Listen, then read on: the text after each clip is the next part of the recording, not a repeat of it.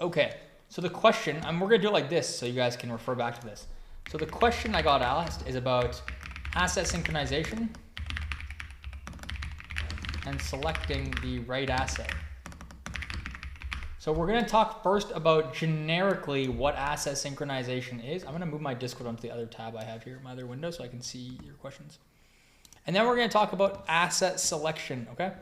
So what is asset synchronization?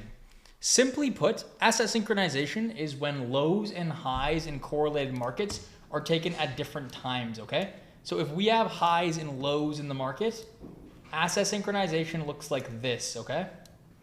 So if we have 3 assets, let's just use 2 for example. We'll just use 2 in this case, but we'll use a lagging and a leading asset. Okay? It's when a drawn liquidity is met by one asset and the other has yet to reach that same draw on liquidity, okay? Now, what we know about asset synchronization is that based on ranges, specifically if SMTs form very deep in ranges, it is unlikely for SMTs like this to hold. That is to say that SMTs that form in premium of ranges are unlikely to hold. It is more likely to be a retracement because every phase of price is capped with a divergence. So this fractal in here, this inside fractal or retracement that you're observing, this in here is initiated by SMT and it is also capped by SMT before it later expands to reach that draw as the lagging asset, okay? So this is what we use these divergences for. Now, how can we determine, right, when lagging assets are going to break highs and lows? This is where we use strength switching and cracks and correlation to determine when lagging assets will distribute, okay? So this is how we utilize the strength switching concept. And I've also talked to you about generically a couple of niche cases of asset sync, like algorithm 1 and 2, which you can learn a bit more on, right? So this is how you select the right asset. You trade the leading asset until the draw is met, okay? So trade the leading asset until the draw is met. Once the draw is met, if the leading asset fails to manipulate, i.e. does not reverse, look to trade lagging assets as strength switch distributions to break SMTs, okay? So this is exactly how we utilize the idea of SMT break logic and strength switching. And it's in this lagging asset distribution, this leg right in here, lagging assets, where you will see some form of strength switching at the lows, okay? And this will be through a strength switch crack in correlation or something like that. I've taught you those things and I will continue to teach you guys more about these ways that assets resynchronize. How can we expect that this is the draw? The draw is going to be on the opposing side of a true reversal. So the question now, so this is the first question. How do we select the right asset? It's right here. Take the leading asset until the draw is met, at which point look for a strength switch and take the lagging asset if this asset fails to manipulate, i.e. it consolidates or retraces. Question 1, boom, right?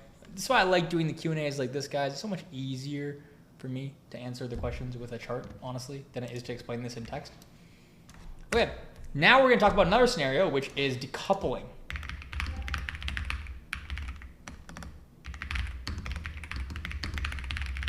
Decoupling is simply this.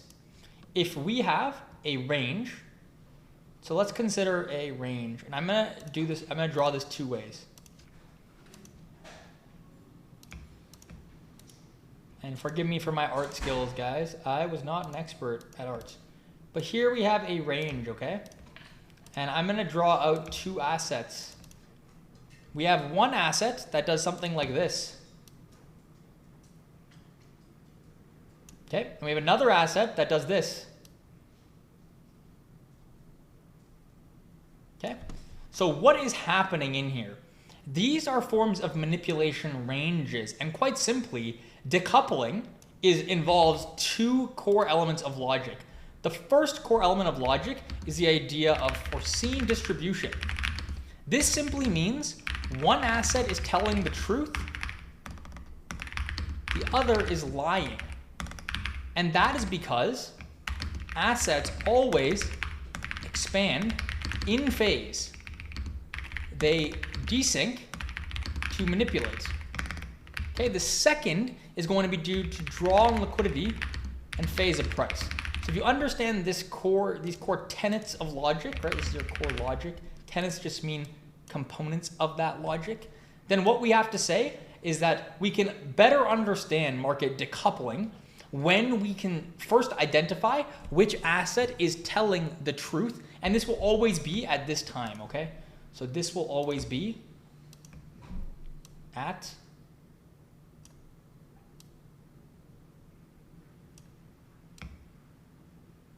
I should draw this lower like this.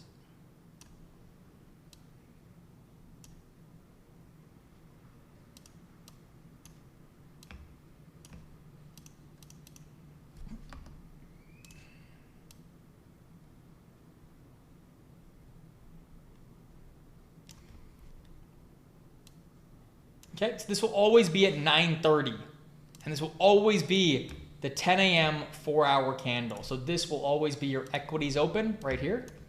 And we will see this decoupling at the equities open, where one asset is expanding into an opposing side of the range, and one asset is expanding opposite to that. And typically speaking, these are manipulation ranges. That is to say, one asset is taking out a high and one asset is taking out a low. That's why I've shown to you a generic range here. Get candles low and candles high in the higher time frame. This is typically what you'll see. And the two components you need to recognize is that 9:30 or the 6 a.m. will always for this is called algorithm 1, which I've taught it to you as. And again, this is just a name for a type of asset synchronization that sees decoupling, right? Other than that, it's just another form of asset synchronization. We're still going to use strength switch and all that logic that I've taught you before. But 6 a.m. H4 candle will always be the initiation of decoupling, or in this case, it will, maybe I'll put always in star. We can say, vast majority of cases, okay? The 6 a.m. 4-hour candle will be the initiation, and we will see 10 a.m. resync either through, right? In this case, it's going to be Q2 or Q3, which is 10:30. And again, quarterly theory is another interesting topic. And quarterly theory is just how we align and time expansion with 4-hour candles and whatnot. Like I'll teach you a bit more about quarterly theory in the future. That's probably another lecture. But they will always resynchronize through manipulation, always. And it will always be aligned with a higher time frame quarter that is primed for expansion. That is as simple as me looking at a chart like this and saying, on a day like today, if you observe this 9:30 equities open move, you're going to view that decoupling that happened again. Okay, so at 9:30, we'll actually do an example of this actually after, so to kind of illustrate the concept once I teach you the theory here. Okay, so how are we going to trade this? Well, once we identify where the draw on institutional liquidity is, that's always going to be the truth, okay? You need to have a good understanding of where the market wants to trade towards. And if you don't know, then you're simply not going to participate in decoupled moves. If you see decoupled expansion, you're simply going to avoid trading that in the case that you don't understand, where the true draw is. You don't understand which one is lying.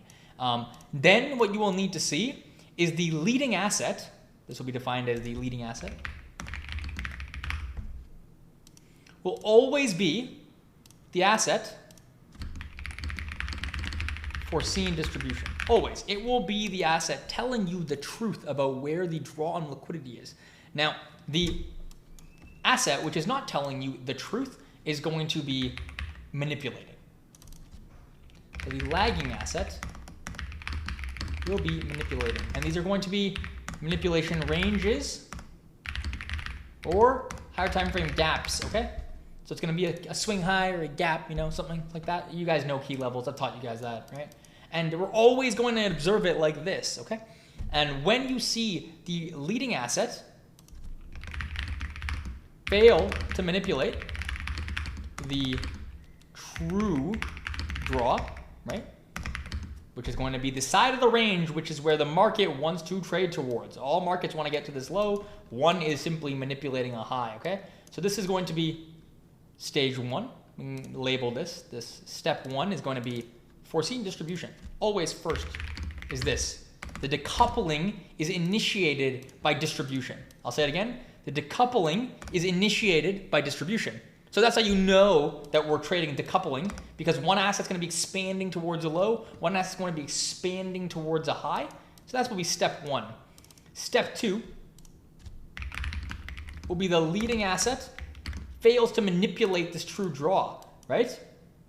How do we know that price isn't simply going to take out this low, form an SMT that looks like this, and then trade back in the range? How do we know we're not manipulating the low to go higher? How do we know which one of these ranges is the true distribution? What do you guys think? How do we know which asset is lying? What comes into play? Hint, hint, it's step two. What is going to give you indication that there is a distribution of one asset and a manipulation of the other? Phase of price. If the leading asset, for whatever direction, you could not know. So at this point in time, when one asset takes out the range lows, I'm going to draw a little zoom in.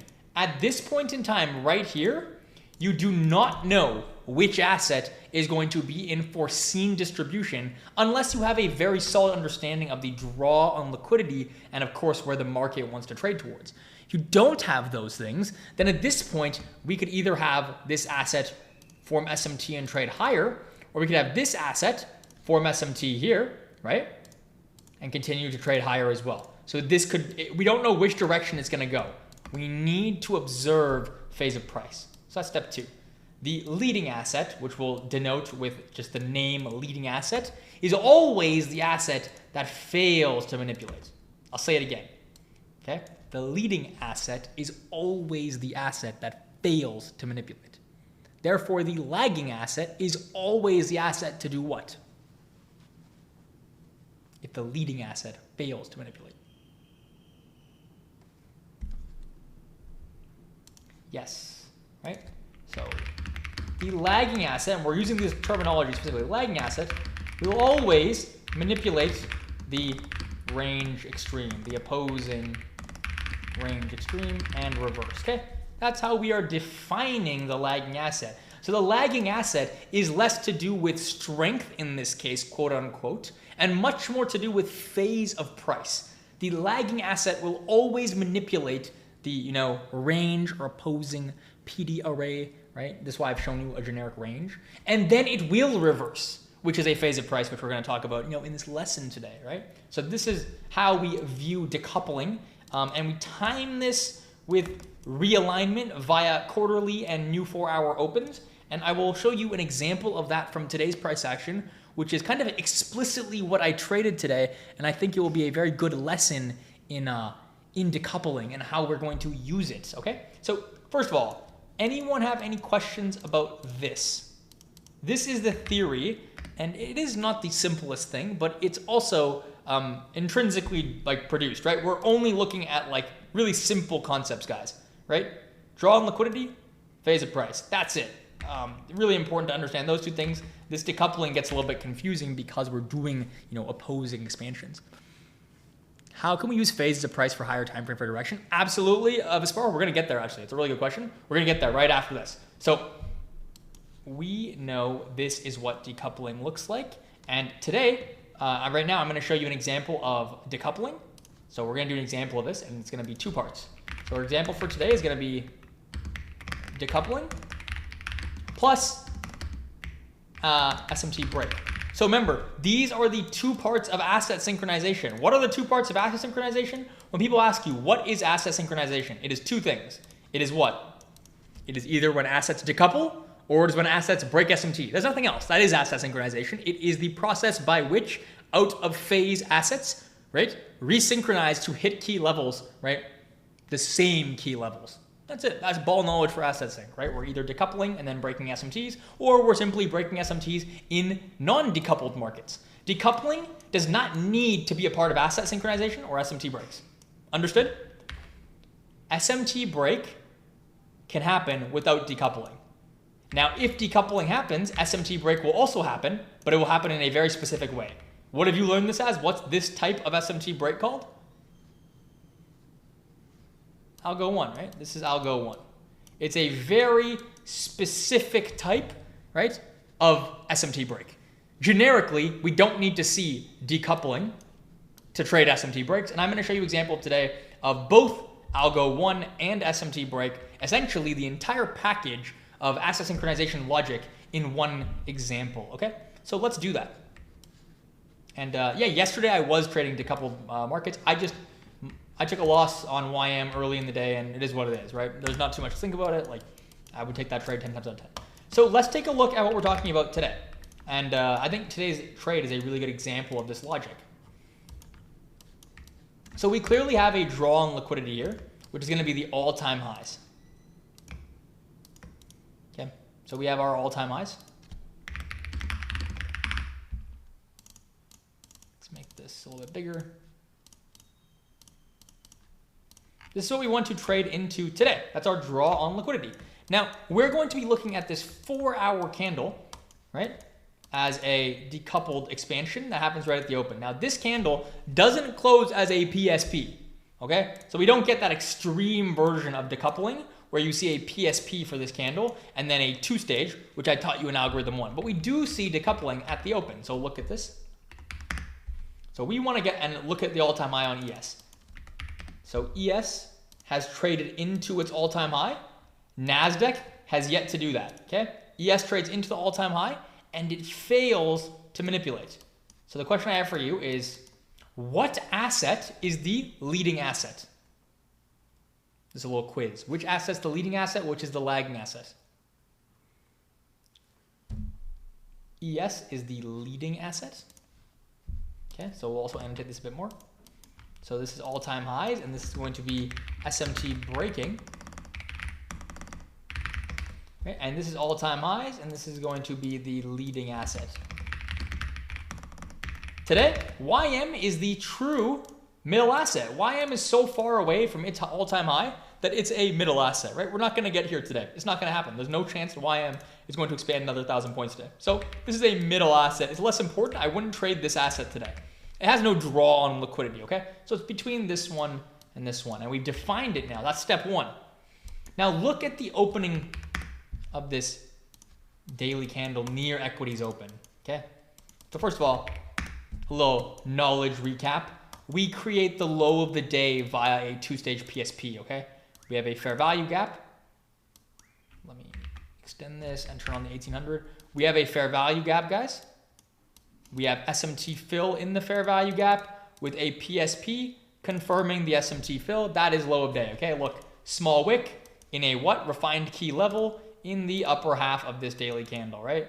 Can't get more kind of, this can't get more mechanical for the low of day, okay? Small wick, key level, expansion away. So by the time we come to the open, we're looking to trade continuation. Here's where we're going to use SMT break logic. Pay attention to why. Come on. So look at this. We see that NASDAQ is in close proximity to its draw on liquidity. What did we say in the diagram that I gave you about SMTs that form very close in proximity to draws? What do we say about these? What are they likely to be? What phase of price are they likely to be?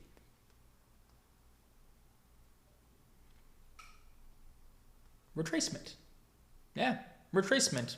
Any higher time frame SMT that is a failure swing is going to be a retracement likely to your draw on liquidity, okay? So we are viewing this as such, retracement. And now we're going to see asset synchronization logic on complete display. I want you to look at the equities open, and I want you to pay attention to the current 4-hour candle. This candle is a continuation towards the high. I'm going to mark out this current candle's range. If this candle offers a retracement into EQ of the range, it is very reasonable to expect the 4-hour candle to form a new leg higher, right, in this range. It's an expansion candle. Expansion candles don't offer what? Deep retracements. This here is forming near EQ. That is why I don't need to wait for 10 a.m. today. Very importantly, that's one thing I got asked about 5 times. Now, here I want to trade what? A lagging asset distribution. So for those who have watched my strength switching video, what do I demand to trade a lagging asset distribution via asset synchronization? This is asset synchronization, okay? I need a strength switch. And I need a strength switch in a key level that frames continuation. So you can see 930 is the driver here. The driver is engaging a key level, right, with small wicks on these assets and a larger wick on this asset. And I'm going to refine this key level based on the invalidation. So as you see, once we trade into this gap at 930, I am not simply going to look to long. It does not make sense for me to long this. And the question I have for you is why? So I've refined that 30-minute gap to this 15-minute refined key level. Why does it not make sense to long 930 on the first CSD I see in here? For example, this.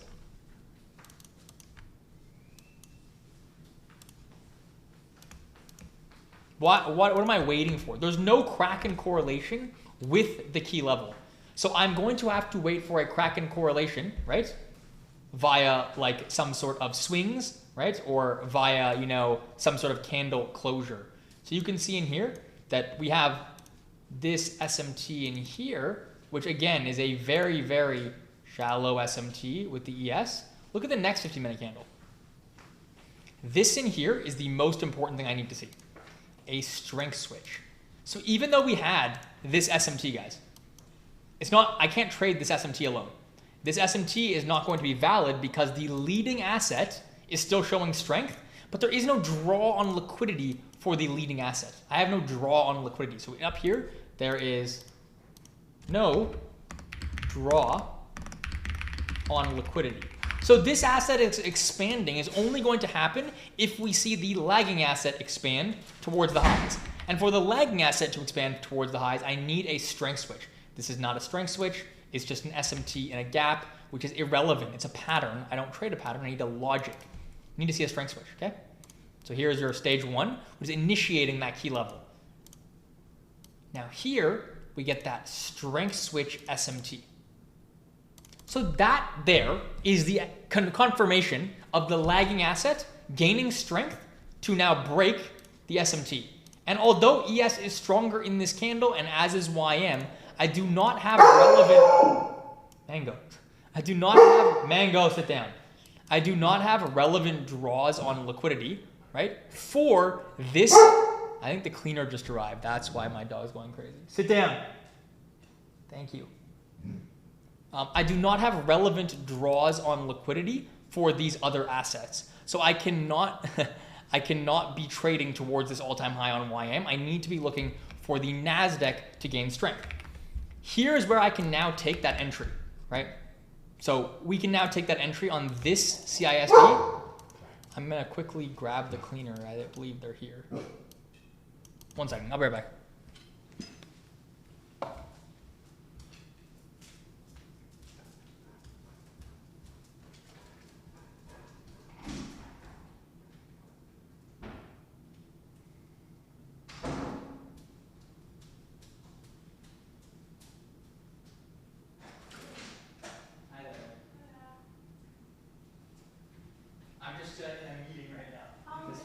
But you can clean, no worries.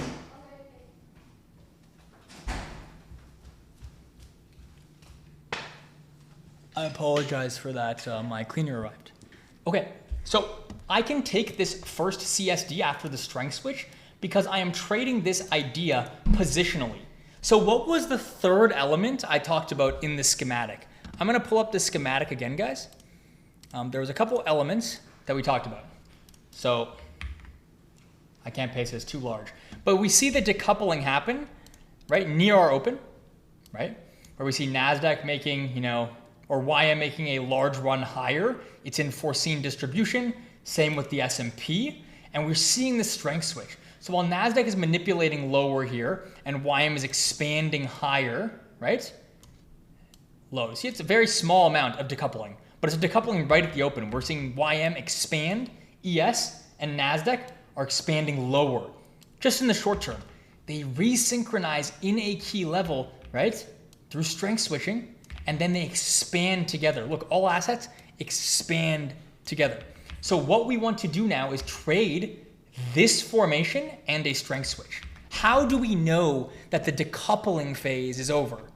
Well, the decoupling phase is over because we're seeing a strength switch and the leading asset is failing to manipulate highs. So you see, this is right here, the true leading asset. Look how far above all-time high we are. We're putting in like continuation signatures above all-time high. This is not a reversal, okay? And that means that even if we do reverse, we're waiting on the middle asset in this case to break that all-time high. There's no draws higher in the market on this one. So it is simply waiting around, right, for this asset to break the high. And this strength switch is giving you indication that now is when that asset is going to break the high. So it's timing, right? It's timing asset synchronization through a strength switch. Strength switch alone only gives you indication as to when these things occur. It's not like the holy grail concept. It's a concept utilized to find when assets are going to break these SMTs and whatnot. Okay, so this is why I can take this entry. The last component that I want to talk to you about is quarterly theory. So it is very unlikely, I'm going to say this and I want you guys to pay attention. It is very unlikely that a quarter will both manipulate and expand. It can happen around drivers specifically, but typically speaking, a quarter, or in this case a 90-minute candle, has a rule or as a function. And you have probably heard of quarterly theory as AMDX or XAMD or some function of manipulation, some function of distribution. So this in here, this quarter is responsible for manipulating. Manipulation via this quarter, which is the 9 a.m. to 10:30 Q2. Now we can now expect that if 9 to 10:30 manipulates into a key level and gives us a strength switch, do you think that this gap is going to get filled now, this 90-minute gap? If this asset is responsible for manipulation into a key level with a strength switch and two-stage, no. So do not be waiting for this hourly gap to be filled. Do not be waiting for this 90-minute gap to be filled. This quarter is giving us a manipulation into a positional open of 10:30. This asset has yet to do what? The other assets are in what? Foreseen what? What are they doing? They've distributed towards highs, right? So they are the true direction of the draw on liquidity. This asset being momentarily in consolidation is going to change. We are going to see 1030 gain strength on this asset. And what initiates the strength switch? The Kraken correlation, right? Assets resynchronize via a strength switch, okay? That's how we know we want to get involved in this specific fractal. And again, you can now see if I play out the 1030 open, look how 1030 is going to open and positionally expand higher with very little wick. In fact, no wick, right, on this asset. The 90-minute candle here at 1030, if this loads, opens with no opposing run and just simply expands. The previous quarter manipulated, the third quarter expands into our draw, and you can see that 10 a.m., this next 4-hour candle, which is right here, right, is confirming our reversal with expansion away from the low. Look, expansion away from the low. All I know is that I want to get a good RR to this high. So I can wait for 10 a.m. to open, and I can even wait to trade this universal sequence, guys. Look, it's not that you don't get an entry after 10. You have a gap. You have an SMT fill in the gap. You have a universal sequence, right? You'd have to take a 1-minute chain to stay delivery here, right? And you could take something that looks like this. Because this SysD is quite far away here, you can wait for a failure swing, and you can really just enter here. It's fine. Or you can refine this down and find a failure swing SysD because it's quite far away, and you have this chop in here, right? So you can just take this in here, right? It's a failure swing SysD, and you can take this here, And you can still get 2R to the high, right? Now, why am I okay with entering positionally? So this exists, right? This is the universal sequence. For continuation, this is a gap fill plus SMT, right? Perfect. We all know that one, right? This in here is our refined key level. Why am I okay with taking this positionally on the 3-minute like I do right in here? Well, because look at the current 90-minute candle. I am trading, if I look at this 90-minute candle, this retracement phase of price. I'm going to make this more clear. Retracement phase of price. I don't know where this candle will close. What I do know is that if this candle engages a key level and forms some sort of reversal, I want to be entering in the lower half of this candle's wick. Why? Because these candles, right, manipulate and expand. Manipulate and expand. This candle simply manipulates and has yet to expand. So it's going to close somewhere near its opening price. Whether it closes up here or here or here, I don't know. It's just going to close as, right, this consolidation kind of candle or this retracement candle that manipulated the low. Look at where my entry is. Once I find this 2-stage Kraken correlation, I am getting involved at the 90-minute low. This is the current 90-minute low. So once I have a signature, right, look where my stop loss is. With a CSD here, my stop loss is the true invalidation of this idea. Okay? And then once we create that continuation signature, look, once we create this continuation signature, I can then immediately go break even. So the nice thing is I get to break even quite early in this trade. So really, by the point at which I break even, how much am I up on this trade? Maybe 1R? I go break even at 1R, pretty much exactly. But the nice thing is that I have gotten in close to my invalidation such that when we start to expand here, I'm immediately trailed into a break-even position, which is very nice. And then I'm expecting 1030 here to open and positionally form a continuation, right? Because look, 9 to 1030 manipulated, but did not yet expand. So 1030 is confirming that distribution by opening and immediately expanding. But even if it were to form a wick, which is valid, it can form a wick like this. Where do I want that wick to stay in respect of? It's the upper half of this candle's range. I don't want it to come down into here because that would be large retracements, right? After we've already formed a 2-stage strength switch reversal on a lower time frame. So that means my stop loss being down here is extremely safe. And even if 1030 opens and trades somewhere into this range, look at where I am on the lower time frame.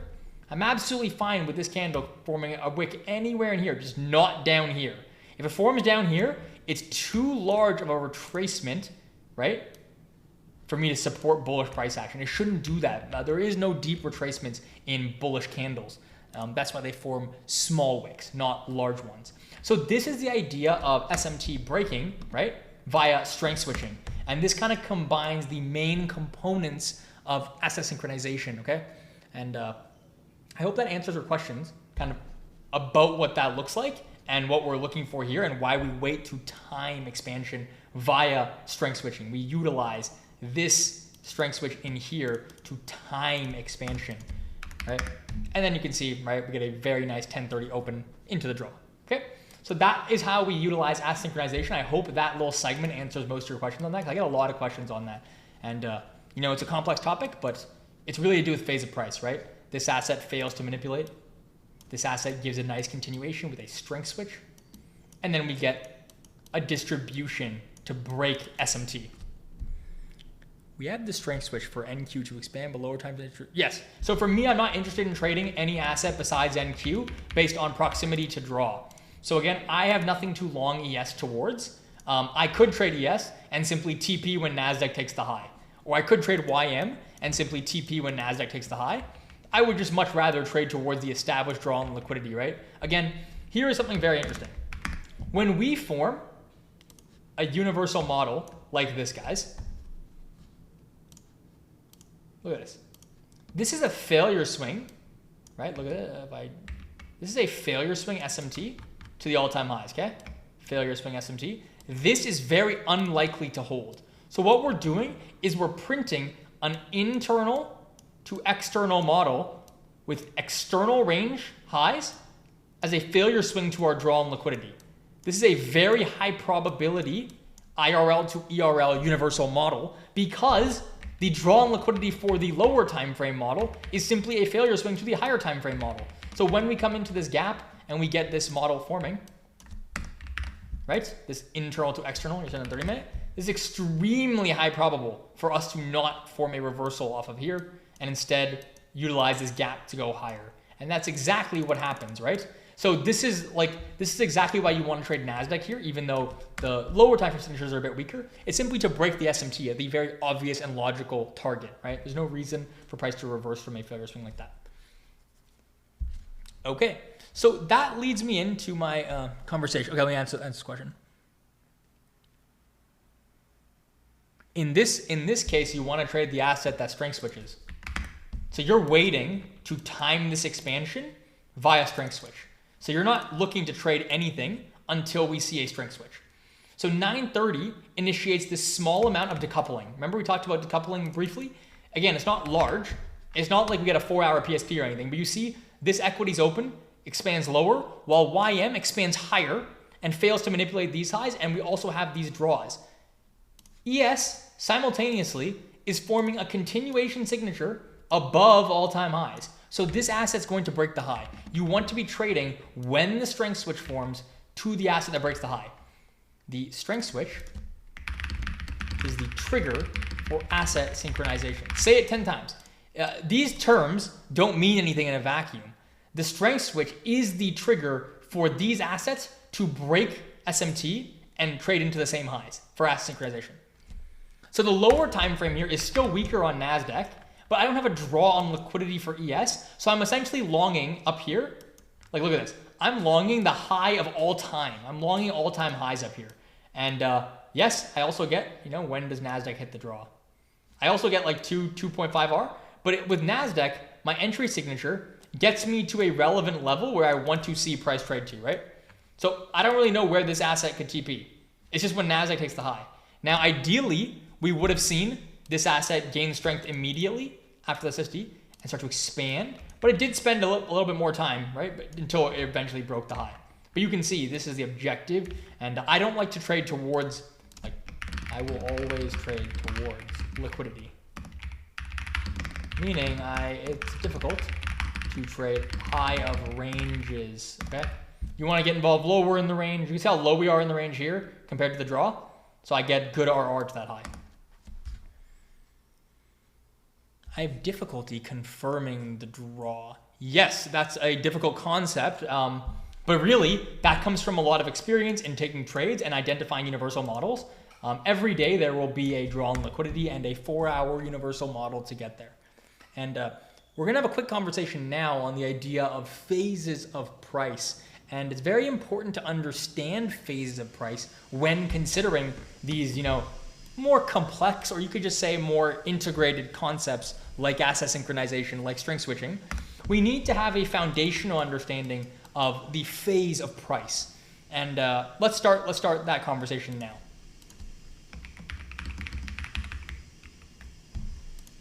So when we have asset sync, do we expect reversal? Asset synchronization is the method by which price breaks SMT. So watch the first 30 minutes of this lecture today to understand what asset sync means, what these terms mean, and what decoupling means. And I advise you don't think of asset sync like a topic unto itself as much as you do an extension of phase of price. So we'll recap quickly, right? Asset sync is how SMTs break. One form of asset sync is decoupling, which is where we have that algo 1, which is the first 25-ish mins of this lecture. All asset sync breaks SMTs. So that is our logic. Now, again, there are some slight nuances in there, but we really have to entertain the conversation on phase of price first. If you don't know this phase of price logic, then the rest of what we're talking about is largely, I would say, irrelevant, simply because you're not knowing where and when to look for price to reverse versus continue. So phase of price is a very integral conversation for everything we're going to talk about in trading, and specifically for some of the more integrated concepts. So what are the phases of price?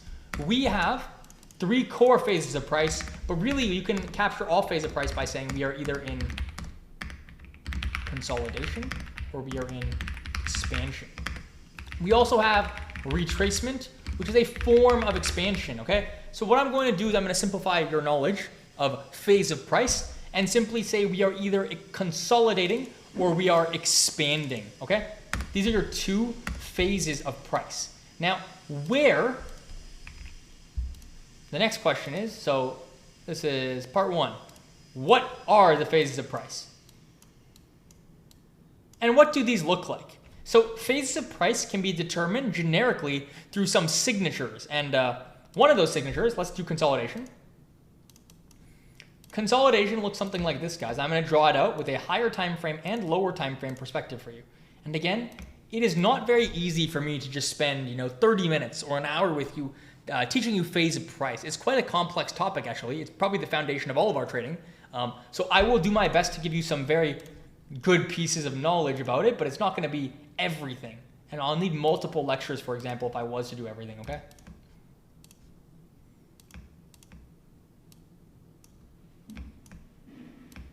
Okay, so this is consolidation, guys.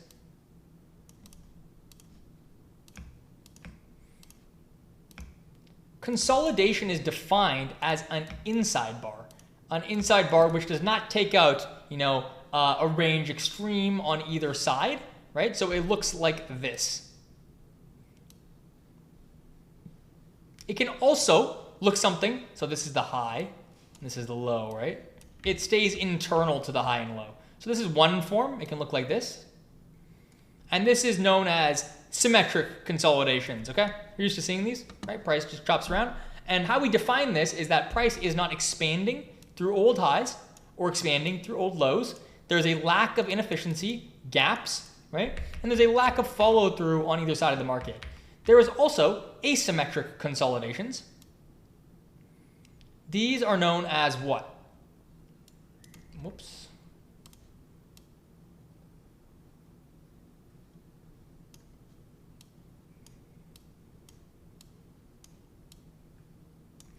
Seek and destroy, yeah.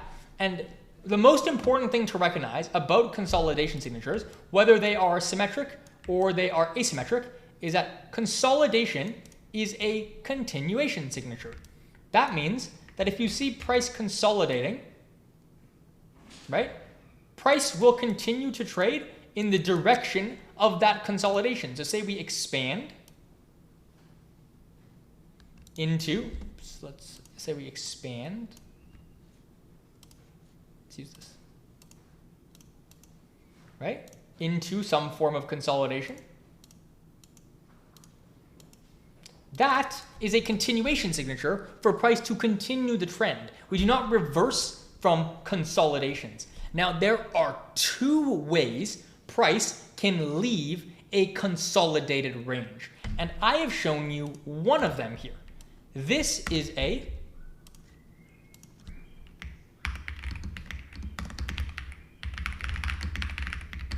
which is going to be expansion, accumulation, or we can use the word consolidation.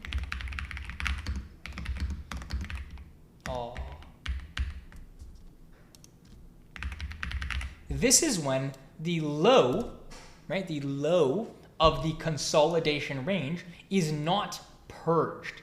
I can give you several compelling examples of consolidation that does not run the low of the range. Take, for example, or the high of the range, okay? Take, for example, what we saw last week.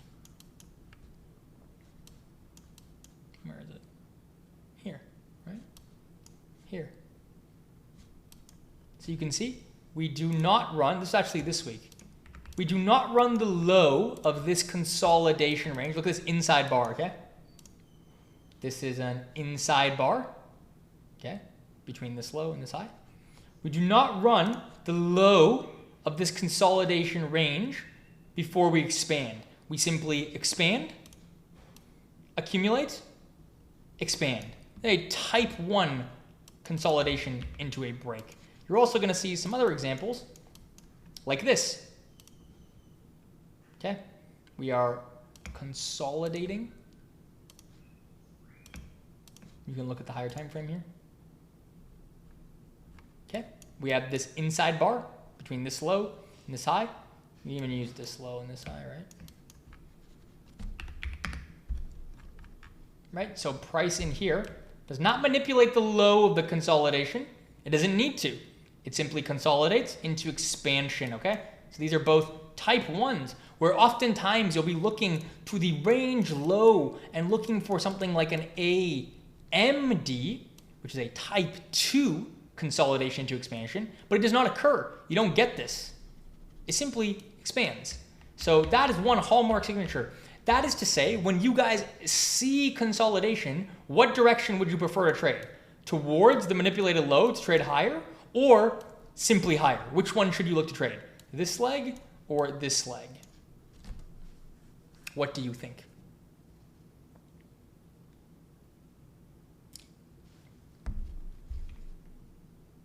Yes, you should look to trade higher or in the direction of the trend. Continuation. Do not look to trade consolidations. Again, another example is here. We have an inside bar. And what do you notice? Do we run the extreme of the inside bar before we reverse? The answer is no. So this is where we see consolidation met with continuation, right? We expand, retrace. This is just consolidation in here. This in here is just manipulation into a key level with SMT. If you look at the other asset, there's SMT here, right? And then we reverse, consolidate, and then expand again, okay? So we want to be trading with that trend. So that's one thing I'll say about consolidation. Very important concept. Let's go back to our little schematic here. So that's one form of consolidation. The second is something like this, where we see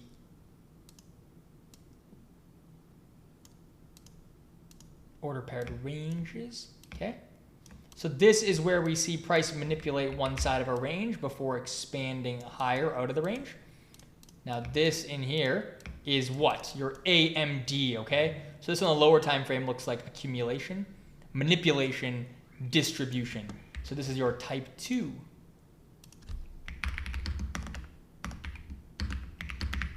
Accumulation, manipulation, distribution. Now importantly, consolidation is always continuation signature. Okay? That is consolidation. Yes, order paired ranges are exactly what you're seeing here. Order paired ranges are a form of external range low to external range high, right? So it's instead of going like this dark, expanding, retracing, expanding into a key level, you're doing something like this. Expanding, consolidating, running the low, and then taking the high. This is an OP range from this low to this high. Okay? Those are order paired ranges. Exactly what an AMD is. Consolidation is always a continuation signature. Always. Always. Now, let's talk about expansion signatures, but really, let's talk about expansion in the way that we utilize it, okay? Which is going to be reversals. So you guys, I could say expansion, but let's talk about what reversals are. Reversals are expansion met with expansion. So if we understand what expansion signatures are, you know what reversals are, and vice versa. Rarely people say, I'm trading the expansion at the lows. They're usually going to say, I'm trading the reversal off the lows. Just know that these words are really two in the same. Reversal is expansion, okay? And if it's not expanding, it's consolidating. And retracement is also expansion, which is, again, a sign of reversal on a different time frame. I'm really trying to simplify your understanding, okay? So consolidation is a continuation signature. Let's talk about what a reversal signature is then. So let's talk about this. Screenshot that, boom. Okay. Let's get rid of this now. Hello, delete. No deleting. So what is a reversal signature? So a reversal signature requires a very specific framework. First of all reversals occur at key levels, okay? Consolidation or new phases of price occur at key levels, meaning phase of price occurs at key levels. We don't look for phase of price in the middle of ranges. It's defined by key levels and reactions from key levels. That is how we know if price is going to do something like this, guys. Trade into an old high and reverse, or trade into an old high and continue. We look at key levels for our phase of price. That is the filter by which we're utilizing these ideas. That's really where the power of it comes from, is key levels, okay? Key levels are old highs, old lows, and gaps. So key levels are old highs and lows, known as external ranges, and gaps, known as internal ranges, okay? These are key levels. And when we have key levels, we look at what happens and the formations into and around key levels. So let's take a look at what a typical reversal would look like. We would see price trading into a key level and then expanding away from it.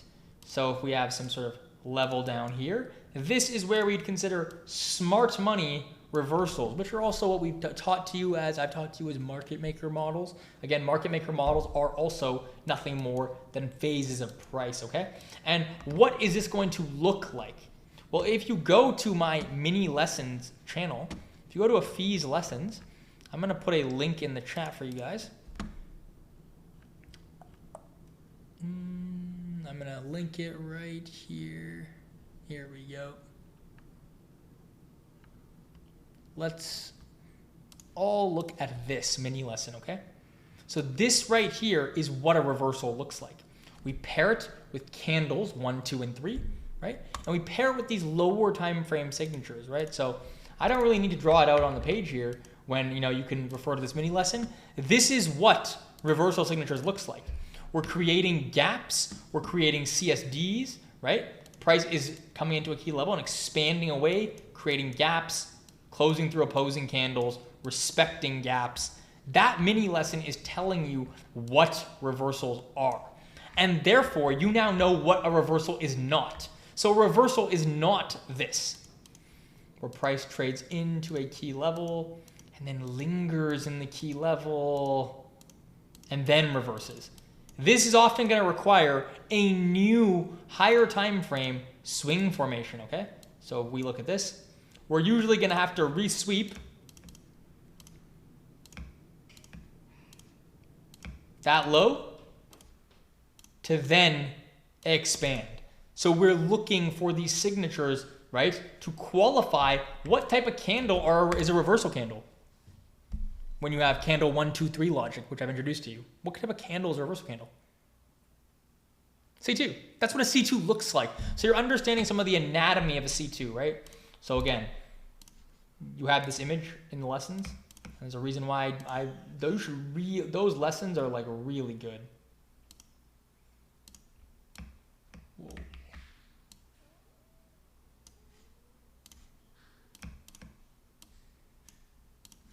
Okay, so we have like a generic C1, C2. This in here, when we purge the low, looks like this on the lower time frame. Okay, we're running out the candles low, we're changing delivery states, we're printing gaps, and we're expanding higher. That is what a reversal signature looks like for this C2. That is a reversal signature right in here. This is C2. If it does not do this and instead consolidates or lingers and it's not a reversal, that V-shaped recovery is what we look for at every single reversal. And we pair that with what? What makes a C2 probable? We don't just have phase of price as a filter. What else do we have?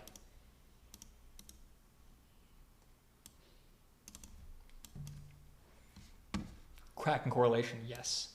So the question from Landy is, when you have a two-stage CIC at a key level indicating reversal, you can get onside within the second CIC, or usually onside after the initial expansion. Yes, so at a true reversal, again, you have to watch my lecture on reversal continuation. It's on YouTube. There's 2 lectures. There is reversal masterclass, and there's continuation masterclass. And I also added 2.1 extra continuation framework. That was this week I added a YouTube video. Watch these and you're gonna understand exactly what cracks and correlation you require, right? What that looks like, how you filter it, all that stuff. So yeah, the answer that Landy has here is right? You require 2 for a true reversal, 1 for continuation. And the exact formula is like this. The number of CICs, so number of CIC is proportional to the amount or the structure we have. If we have less structure, we require more CIC. Simple as that. So at a true reversal, we are trading the bottom of the range, least structure, we need 2 CIC. At a continuation away from a true reversal, we have gaps and market and MSS, so we require 1 CIC. At a lower time frame reversal from a continuation, we don't require CIC. So that's, if I was to draw this out like this, say you have a market maker model. At this part, so here's the original consolidation. So down here, we need 2 cracks. We need 2. Whoa. Inside of this fair value gap, we need 1 CIC. And then if I zoom in here to the lower time frame, when the lower time frame looks like this, inside this fair value gap, we have a reverse signature. It looks like this. I'm not going to draw this without. You know why? I got to turn off my magnet. That's why. Oh no, it's not the magnet. Never mind. I thought that was it.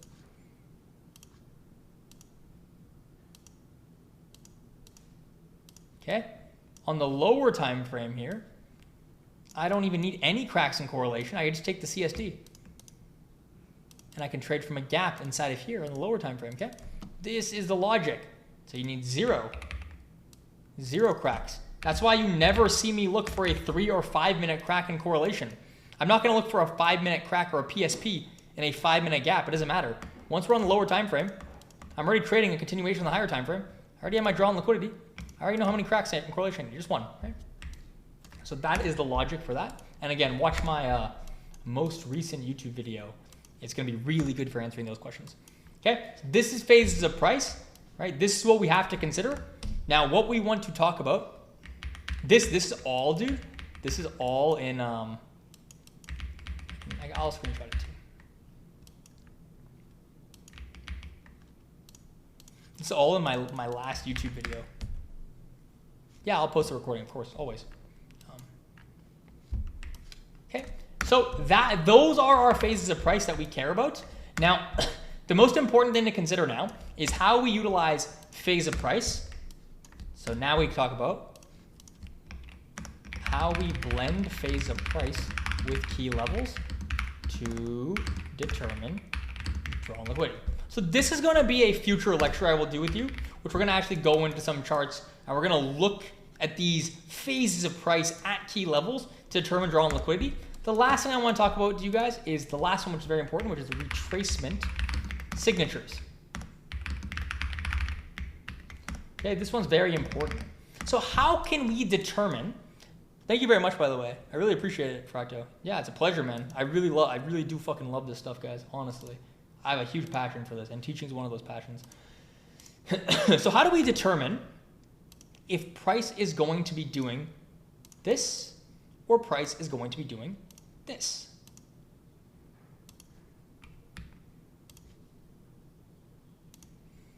The answer lies in a retracement versus reversal signature. So a retracement signature on the newest YouTube video, I'll link to you right here. It's right here, bro.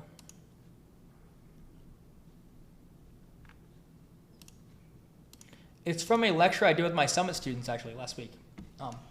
So you got the same lecture that my Summit students did because it was really good. So I asked them if I could share it with you guys, and they were okay with it. They were really cool about it. It's a really good lecture. So this in here, how do we know if we're gonna find fair value in here? So the question becomes, how do we know if we are going to find fair value to trade IRL to ERL? How do we know if this gap is going to fail, right? They're very common questions. So the first way you answer it is, what would we need to see at the high here to think that this gap is gonna fail? We're gonna need, right, a reason to reverse the higher time frame order flow. This is gonna be a two-stage CIC plus higher time frame key level plus lower time frame reversal signature, okay? Now what we're gonna talk about is what that reversal signature looks like versus this retracement signature. So even if you're not sure if price is going to reverse from this level or not, the signature we get into a gap is going to be extremely telling for what price will do at that gap, okay? The signature into the gap. So let's take a look at what that signature looks like. When we see price V-shaping away from a true reversal or a key level into a gap,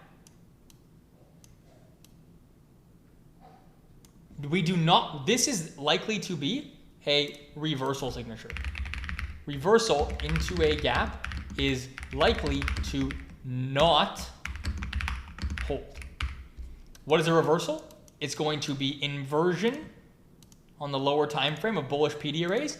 It's going to be displacement in one direction. It's going to be the creation of imbalance, right, on the opposing side of the curve. It's also just going to be generally called as momentum into the gap. Big, beefy candles, in this case, down close candles into the gap. Now, compare this, right, to a retracement signature. A retracement signature into a higher time frame gap.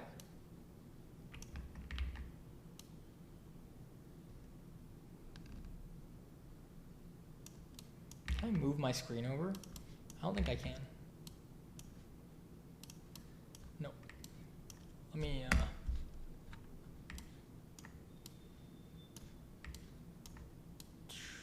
there we go. So a retracement into the gap looks like this, guys.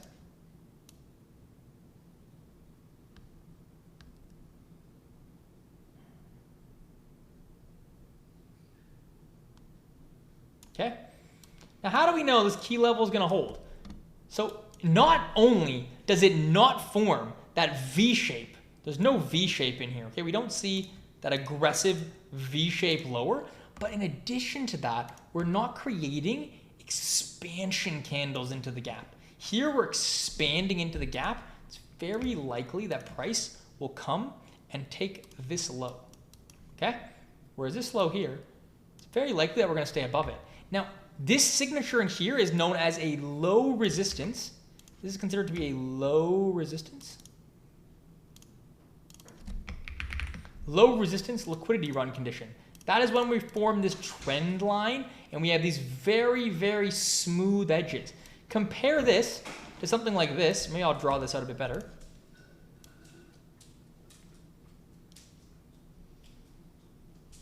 Okay? When we have these, even better, I can draw better. We have these jagged edges being created, right, with this reversal and aggressive expansion lower. This is more likely to be a reversal because we're forming shallow retracements. We're taking out old highs. We're order pairing.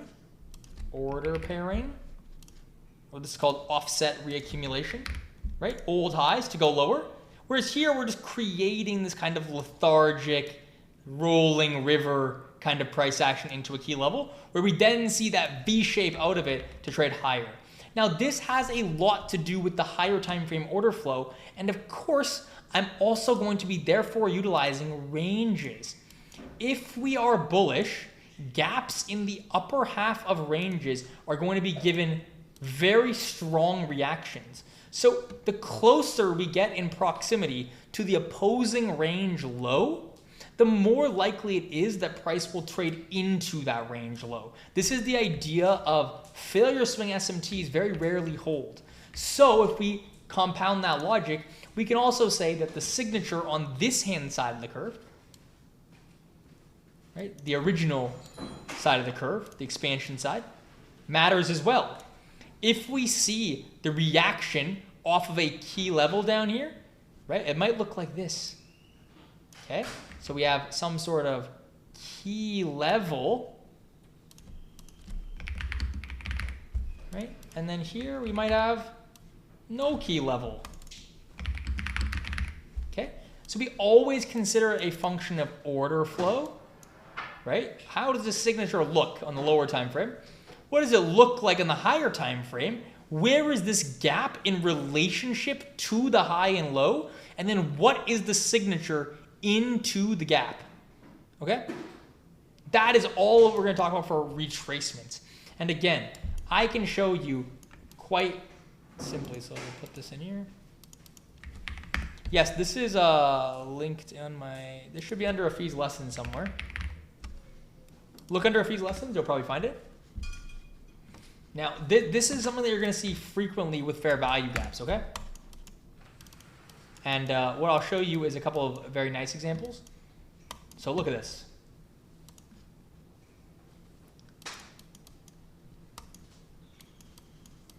Let's look at a nice type of internal to external range liquidity move that looks very, very typical. Okay. I'm going to do something that you guys actually don't recognize. I'm going to go back a while so you guys don't, it's not fresh in your mind. Where's somewhere that's not too fresh in your mind? You guys probably don't remember here. Okay. So we're going to be looking at this as a higher time frame range. Now look, we have a clear draw on liquidity. We look left, we're reversing off of a major pool of liquidity. The higher time frame trend is obviously bullish. Here's a retracement. Okay. Now look at this smooth edge signature in the lower time frame. See what I mean? This here is a higher time frame retracement. Smooth edges. But what's more important is that this signature in here is a reversal signature. Look, a V shape off the low. We're creating gaps. So all of the higher time frame here is bullish. Where it's screaming bullish for us, okay? This is screaming bullish for us at this low. Now this signature in here is very much similar to this signature you're seeing on the higher time frame here too. Look at the most recent price action. What do you guys see? How similar does this look to what we just did in the schematic? How similar, guys? Does this signature look like to what we just talked about in the schematic about these low resistance highs? This really lack of expansion until what? The V shape. Look how this expansion is met with expansion. Look how lazy this is. Lower. It's very low resistance, right? Very choppy, meandering river type shit. And then we get expansion met with expansion. And now it's all one-sided, okay? Now, that's an example on the higher time frame. And let's just use this example. It's a really good example. So we're going to look at this in terms of what makes this a retracement. And we're going to frame this move. Could you share the PDF for this video? Yeah, so this PDF, Landy, is in my fees lessons. It's somewhere under the continuations. So you can find it in a fees lesson. You just have to scroll up and down. Yeah, all of my PDFs and various PDFs are either on my Twitter or in a fees lessons. Maybe in the future, if there's demand for it, I will get someone to, scrape and collect all the PDFs and combine them. But I don't think, yeah. We'll have to see. That'd be a lot of work for someone to do, but if there's enough interest, I'll get someone to do it for sure. So let's take a look at this signature here, guys. We have a gap. How do I know this gap is going to form? Well, remember we talked about using different filters. So how would we know we're not going to reverse off of this high? Well, first of all, is this a very good reversal? Thanks. This is not a good reversal because what? What does it leave at the high? Thank you so much.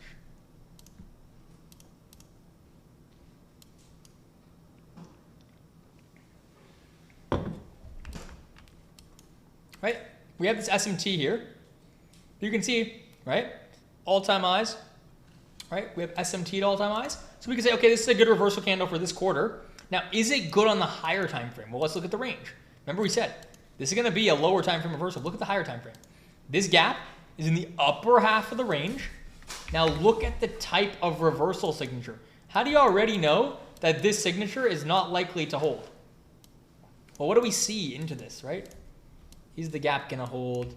Is the gap going to fail? Are we going to the range low down here or here? Well, look at the signature into the gap. We have failure swings, right? We don't have a lot of expansion.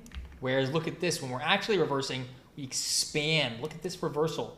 Expansion, retracement, expansion, right? Expansion, retracement, shallow retracements, expansion, expansion. This in here is like pretty choppy. First of all, okay, that's a retracement signature. Second of all, look at what happens in the gap that's in the upper half of the range, okay? Expansion with expansion, you're gonna see it. We'll play it all out. Okay, we're seeing that expansion that was met with expansion. So now we have a very nice retracement signature to get to these low resistance highs. And when we trade into here, here is now where we zoom in and we use the next filter, which is every retracement is capped with a reversal. Every retracement at the extreme of the retracement in a gap that supports higher time frame order flow sees a reversal. Okay, here's your reversal signature right in here. Okay, and what does that signature look like? As clear as day. Expansion met with expansion, we get a V shape, we get inversion, and we get a systy. Okay, by this point in time, we now can say the rest of this is low resistance and we can trade towards it. So now we're going from external to internal to external. So that signature is very good, okay? Another type of signature for retracement is when we leave failure swings into a gap. The highest confluence retracement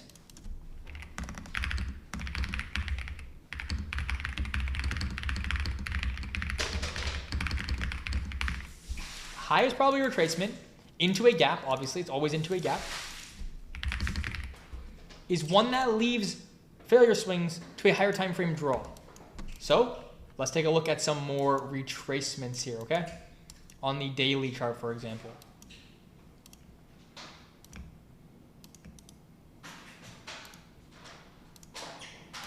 It's all fractal. So you can see price in here leaves a failure swing to this high, deep in a range, following a reversal. Clearly, we reverse off the low.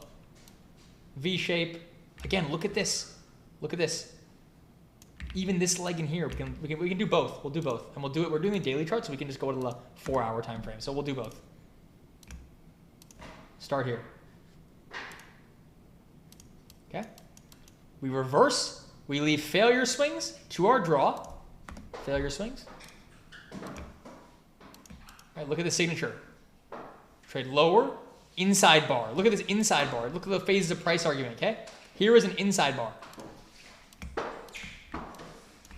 What do you guys know about inside bars following a reversal, guys? What do you know about inside bars following a reversal? Is this a continuation signature or a reverse signature? Yeah, it's consolidation, and what is it? It's a continuation signature. We are consolidating. Look at this move back into the range. Do retracements offer deep expansion back into the range? Is this a retracement higher or a reversal? You guys should all be able to answer this. Do we have deep, impulsive candles back into the range for a retracement? No, that's a reversal. That is not a retracing candle, okay? Clearly. All right, and we're gonna confirm that at the lows with what? Kraken correlation, two-stage, all that good stuff. You're gonna see it right here. I don't have to show it to you. You already know it's there. Trust me when I say you already know it's gonna be somewhere in here. We're gonna look left. We're gonna have something that we're forming two-stage with. It's this gap down here. I already have it marked out, right? So there's good stuff in here, okay?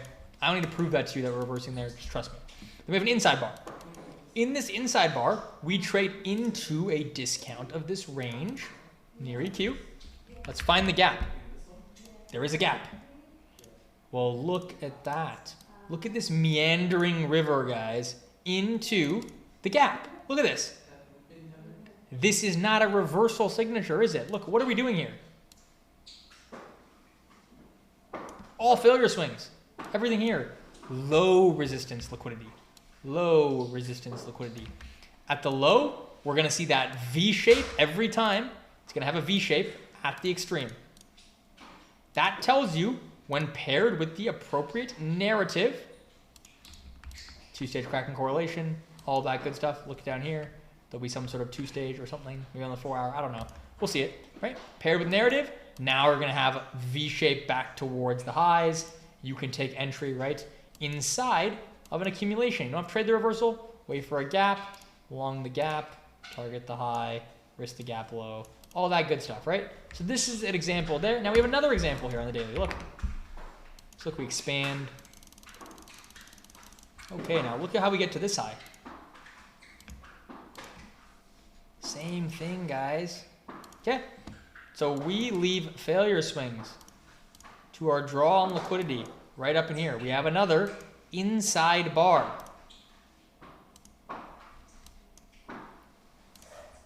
We have a range low, we have a range high, we've expanded, and we have an inside bar internal to the range high and low, coming off of a what?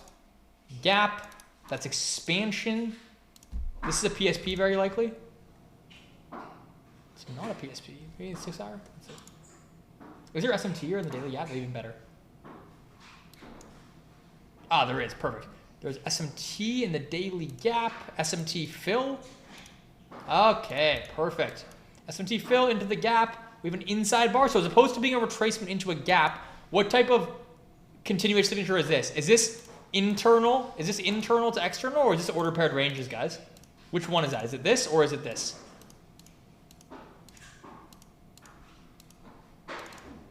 Order paired ranges, right? So remember, there's two types of continuation. And again, it's all mechanical. I'm not making shit up, guys. I've never taught you something that I haven't given you slides for, that I haven't taught you in a very mechanical way. It's not because I feel like these are the two types of ways you can trade continuation. It's because these are the two types of ways that you will trade continuation. So I'm going to find it for you because there's a slide on it for you that you should be referring to. I'm going to find it for you. 1 second. Like, nothing I say is ever subjective, okay? You got to remember that. If I'm saying it to you, it's because I'm teaching it to you and it's mechanical. It means you've learned and I've taught you how to do it. Come on, let me find it. Come on.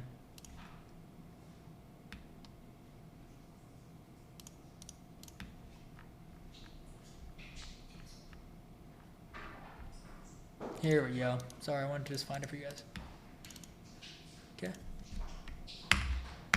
There you go. Right? It's all mechanical, guys. It's like, look, I didn't just make this right now. I made this months ago. You've had this for months, okay? It's nothing I'm going to teach you is like an opinion of mine.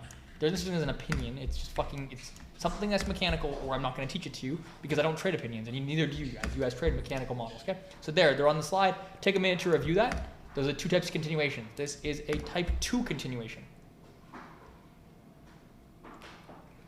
Consolidation, order paired range. Okay, take up the low, and we expand to the high. Okay, very, very nice consolidation, right? Below the draw, higher time frame draw, lower time frame draw. Both are aligned, right? And because they're both aligned, there's going to be a 2-stage in here. There's going to be a strength switch in here. You're going to see it. Look, I didn't even know that, but it's just mechanical, guys. It's going to be a strength switch. Like, it's going to have a strength switch. Like, boom, right? See that? SMT with the range low, and then a strength switch. SMT with the range low, and then a strength switch, okay? Simple, simple, simple stuff. Once we have the strength switch, it's going to hit the draw. So this is how we can consider retracements. They're either they're continuation signatures, leaving failure swings. They're not expansions back in the range and whatnot, okay? How do we compare that to something that's not going to hold? Let's prove it through the inverse, okay? This holds, obviously, because we're expanding, we're tracing, expanding. Look at this. Same idea. What are we trading towards? Failure swings, right? Like, this SMT is very unlikely to hold So we're in a consolidation. Then we run an internal high, which is something I'll teach you in the future, how we run internal highs, internal crack and correlation, and then we go lower. But look at this. Well, look at where it fails. Look at where gaps fail. Okay, look. We have this gap.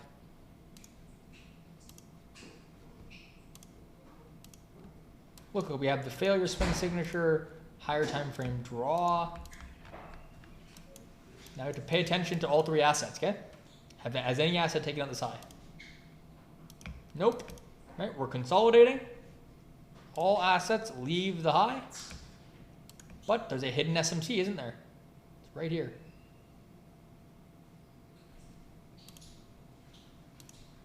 So we have SMT that looks like this. Where is it? Oh yeah. We have this SMT. Okay, look at this high up here on NASDAQ, made all the way up here. So we have a hidden SMT that looks like this. Kind of tricky, actually. Very tricky because it's hidden SMT. I'll teach you what that means one day. It's just when highs aren't created on the same days. So this high up here, high of this candle, is this high right here on YM. So it's hidden.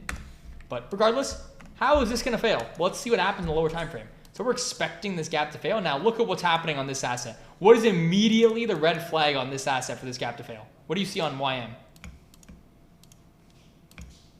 Is YM even in the same phase of price as NASDAQ? Come on. Well, what's the immediate red flag here, guys? You should be able to say it in 5 seconds. What's the red flag? YM has low resistance lows, right? YM has all of these lows to trade into, and it's clearly not expanding. Clearly not expanding, right? So that's your first red flag, phase of price. You want all these candles to be aligned to go higher. Now, let's take a look at the lower time here. Is that a retracement candle into the gap, guys? Tell me honestly. Is this a retracement candle into the 4-hour gap? What do you guys think? Oh, of course not, right? No, that's a tough one, right? And if we don't immediately see what off of this low? Expansion back in the range, is this gap's gonna fail, right? So watch. You already know it's not gonna support price. Why? It creates more gaps. Like this is not gonna, like look at this. Does this immediately come back in the range? No. Look at the correlated markets, guys. No, absolutely not. And now we have SMT break logic. So this is where we use things like asset sync, guys. That's why the market's tradable every day. So look, this low, is this low on YM? Where is it? Oh my gosh, it's all the way down here. Okay, let's look at just this next low. Okay, this is asset sync logic. Holy, it's a great example. It's a really good example, by the way. Okay, so we're reversing. We don't expect the gap to hold, so we expect the other side of the range. YM takes the low. Okay, go to the 4-hour chart. YM takes this low at 10 a.m. Okay, fails to manipulate. Okay, fails to manipulate. NASDAQ prints a gap. Trade into the gap. Reverses from the gap. Now look, how are we going to resynchronize price? I mean, look at the SMT break, guys. How is SMT going to break? This is the next day. So we already know this gap's likely not to... Okay, so we've already done one thing. We've ruled out, we are ruling out this... Where is it? This gap will fail. Because look, what is YM not doing here, guys?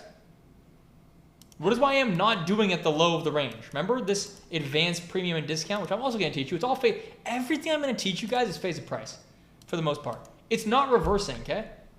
We're really not manipulating the low because we're not V-shaping back in the range. This is consolidation, okay? So this gap's going to fail. So we're going to reverse from this gap on NASDAQ. You're going to see a strength switch in here. Strength switching is going to resynchronize assets, right? And it's going to make this asset catch up.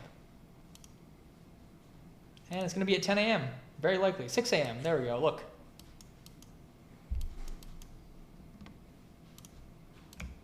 Okay, SMT between candles. This is consecutive candle SMT. Also, it's SMT fill with this gap. Okay, so that's our 2-stage.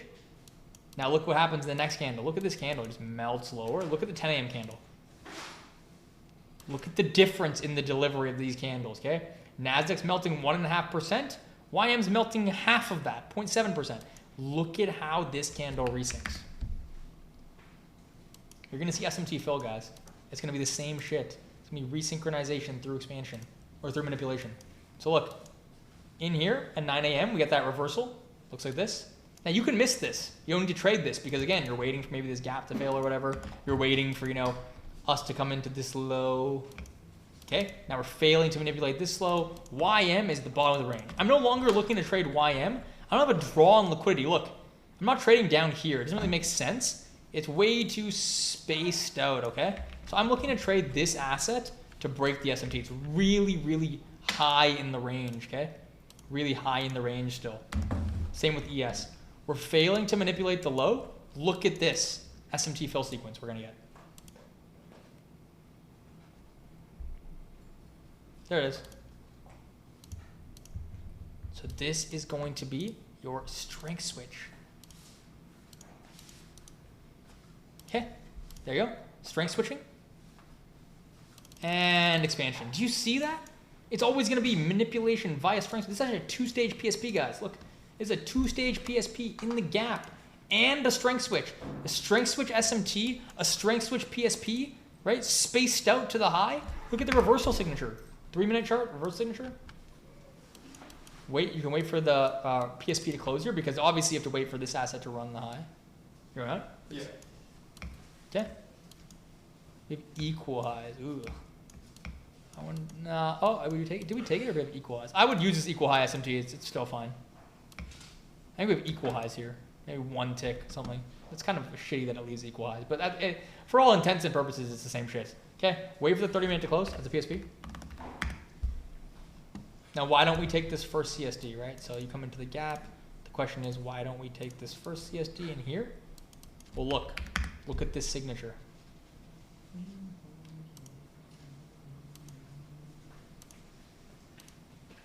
We trade into the gap. Well, actually, no, we have to wait. We have to wait for that SMT. Never mind. Okay, it didn't form there. Where does it form? Okay, it forms right here. Then the PSP closes at 11:30. The next candle's opening up into a gap. Take the intra-candle continuation. This is the open of the next candle. As soon as it closes through here, you can short. Boom. Use the 5 minutes, easier. 5 minutes is going to be one candle, I think, in here. Yep. Just use that. Short. Cover the invalidation. And again, you're really targeting. Look, failure swing. It's around 1 hour. You can go break even here, but you're really, really targeting the SMT break. Look at all these lows, dude. Like, obviously, you're not going to hold for 11 hours. It's silly. But you have all of these draws. You have here at 2R. You probably hold till here. Right? Probably should get down there. I mean, look, it's going to break the SMT. Honestly, at this point, dude, at this point, look at it. Look how close, where is that draw? Look how close we are to that low. Why did it just leave? What the fuck? Did I delete it? Okay, look how close we are to the low, and look at ES. Just hold, bro. It's going to get there. It's going to get to that low. This is if you're like swing trading, right? If you're trading this day, you have to close out, obviously, at the daily close. But look, man, it's so obvious, right? Like, these are like huge, huge RR trades because you're utilizing the idea of strength switching. Like, look, YM from its high of reaccumulation to the low gives you about 1%. Look at NASDAQ, dude. NASDAQ gives you 2.5%. Do you see how much? This is literally, you're seeing strength switching. This range is 2.5x the range covered on the lagging asset because it's catching up to the lows, right? YM is just really like, what is YM doing here? Just like consolidating, dude. Like literally just consolidation, right? Like look how deep this retracement is, by the way. Look how deep that retracement is compared to this. Right, there you go. So this is what I mean. Like this is why you can get these really, really nice lagging asset draws. Okay, I've been talking for like 2 hours, guys. I don't want to make it like too long, obviously. I'm hopefully gonna be able to cut it up into a couple main sections like of analysis, which would be great. I'm gonna stop the recording.